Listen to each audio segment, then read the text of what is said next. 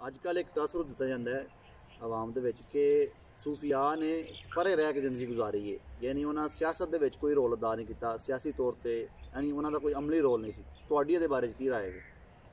ये तसर बिल्कुल गलत है और मैं तो इनू पंजाबी ज़बान दे नाल अदम वाकफियत का नतीजा करार देना, क्योंकि तारीख नू जिन्नी देर तक तुसी उहदे असल माखज़ दा तो मुतालिया नहीं ना करना तो तुसी सच्चाई तक नहीं पहुँच सकते। तो सच वो ये जिहड़ा तुसी उस अहद की जिहड़ी ज़बान है या उस इलाके की ज़बान है उहदे विच लभेगा। हुण तुसी अगर यूरोप की तारीख नू जाके इत्थे बरसीर च लभोगे तो वो इत्थे नहीं लभेगी। वो उन्हां दे जिहड़े स्कॉलर ने अंग्रेज़ी च लिखिया है उत्थे पता चलेगा कि उन्हें की लिखिया है यूके के हवाले नाल या फ्रांसीसियां की तारीख फ्रेंच ज़बान च। इस तरह पंजाब की जिहड़ी असल तारीख है वो छुपी हुई है पंजाबी ज़बान और उहदे सब तो वड्डे जिहड़े कायद आगू राहबर वो पंजाब के सूफिया कराम सन और पंजाब की इस धरती के अंदर बड़ियां मिसालां ने सूफी शायरां दियां, सूफी दानश्वरां दियां जिहड़े अपना उस दौर दे विच एक्टिव पोलिटिकल रोल प्ले करते रहे।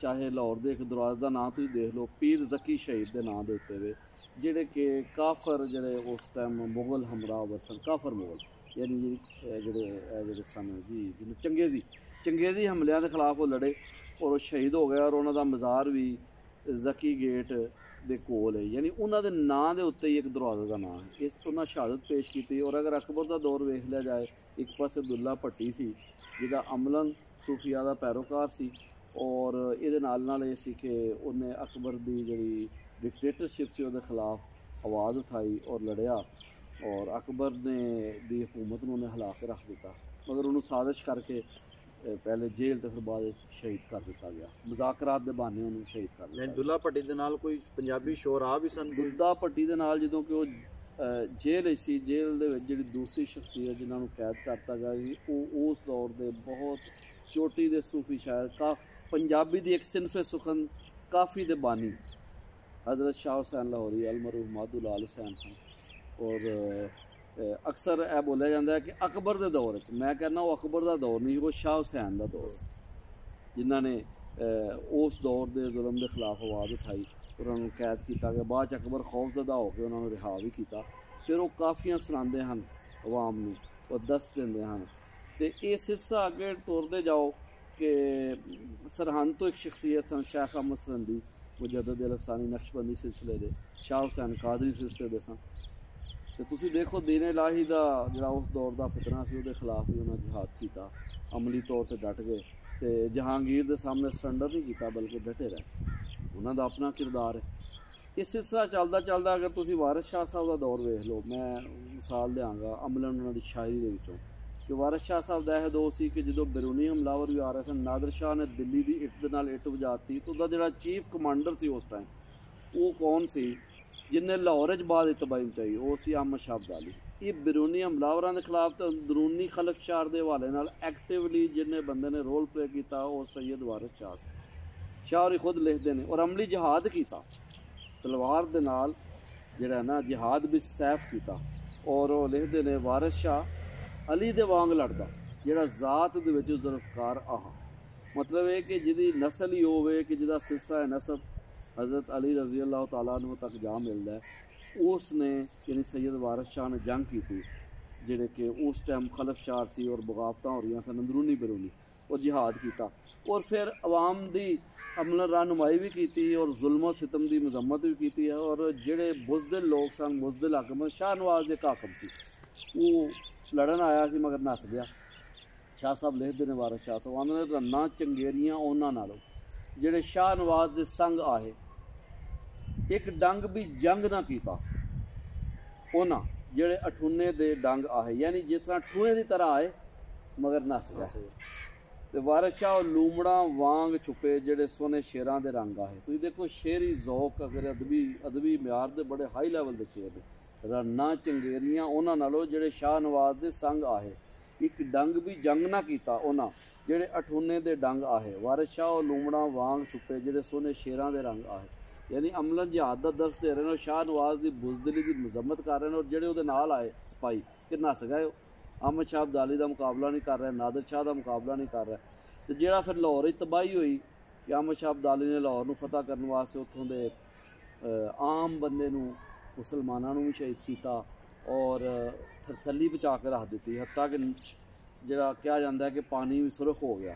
तो वो अक्सी शाह साहब ने इस तरह की, वो लिखते हैं तौर लाहौर दे वेख के जी दूर जदी ते सख्त बचाल होया, यानी जलजला आ गया। इन्ना लाहौर की जी हालत वेख के जलजला आ गया। अर्श कंब के किवें है थर रहा, शहर ते कहर कमाल होया। नदी वेख के ते हालत रोन लगी, रोंदी रोंदी दा जियो उछाल होया। यानी कि एक पानी की नदी भी ਉਹਦੇ अंदर भी पानी ਉਹਦਾ उछल गया, ਉਹਦਾ दिल भी ਜਿਹੜਾ ना उस जुल्म सितम के खिलाफ बोलिया।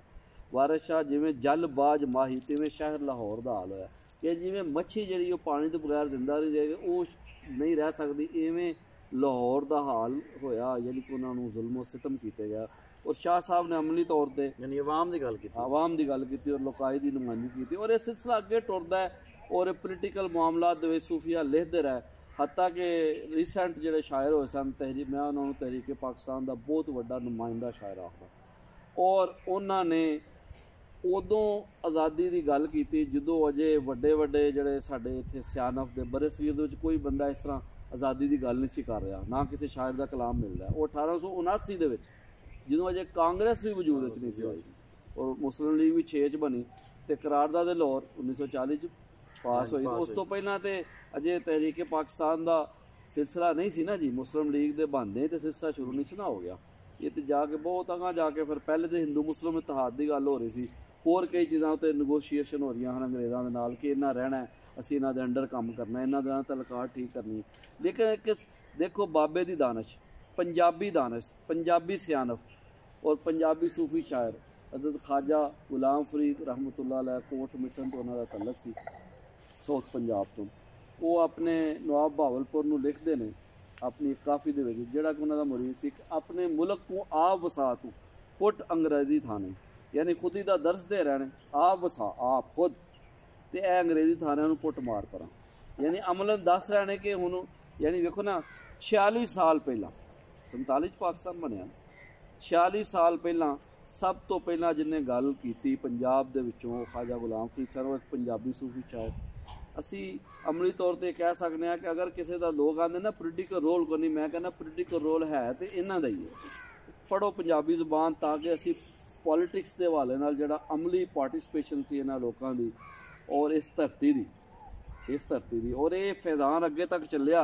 हत्ता कि फिर की होया कि तहरीकां चलियां ते अंग्रेज़ के खिलाफ एक लहर उठी और इस खिते के अंदर, और फिर बड़े बड़े नगमे लिखे गए, लोक गीत मेरी दुगनी जुगनी दे धागे 4 फरंगी नूं खिच के नेगा मार, ठीक है ना जी। एक ही सी ये आवाम की वो रहनुमाई जी की गई सी, अमल उन्होंने अंदर जज्बा हुर्रियत पैदा कर दिता गया। लिहाजा पोलिटिकल मामलात यानी सियासी जदोजहद करते हुए क्या उन्हें दस्तूर की भी गल की है? किसी कोई ऐसे सूफी शोरा मिलते हैं जिन्हों जी पहली गल है कि दस्तूर की इस तो वड्डी की गल होएगी कि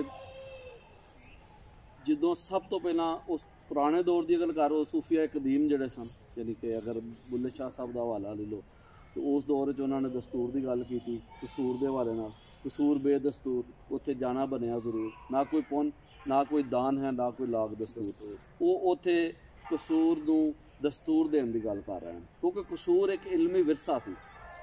यानी तुसीं बड़े सगीर के इलमी विरसियां की गल करते हो, उत्थे वड्डे वड्डे चोटी दी शख्सियत आके पढ़दियां सन, सियालकोट कसूर मुल्तान ये वड्डे इलाके सन, इत्थों इलमी दानश फैली।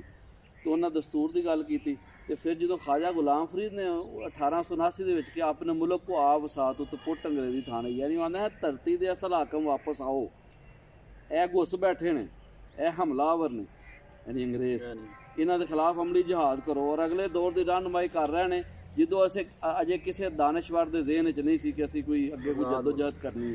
1901 के उन्होंने वफात हो गई मगर वो इस धरती को जिंदा कर गया और ये मैसेज जोड़ा ना वो फिर अगे चलिया और फिर अगे नगमात इसकी गवाही देंगे ने। पर मुख्तसर मैं ये अर्ज़ कराँगा कि ये तासर इसलिए गलत है कि लोगों को तारीखे पंजाब के नाल आगाही नहीं और तारीखे पंजाबी नाल आगाही नहीं, क्योंकि पंजाबी की तारीख दरअसल पंजाब की तारीख है और इस धरती की असल तारीख है। तो जे किसी ने तारीख पढ़नी है झूठ नहीं बोलना, सच तक पहुँचना है, सच तो रहनुमाई लैनी है ਤੋਂ ਇਹ ਪੰਜਾਬੀ ਸੂਫੀ ਬਾਬਿਆਂ ਨੂੰ ਪੜ੍ਹਨ, ਇਹਨਾਂ ਦਾ ਕਲਾਮ ਸੁਣਨ, ਸਮਝਣ ਤੇ ਅਸਲ ਰਹਿਨੁਮਾਈ ਤੱਕ ਪਹੁੰਚ ਜਾਣਗੇ ਔਰ ਪਤਾ ਚੱਲੇਗਾ ਕਿ ਇਹ ਐਕਟਿਵ ਰੋਲ ਸੀ, ਪੈਸਿਵ ਨਹੀਂ ਸੀ।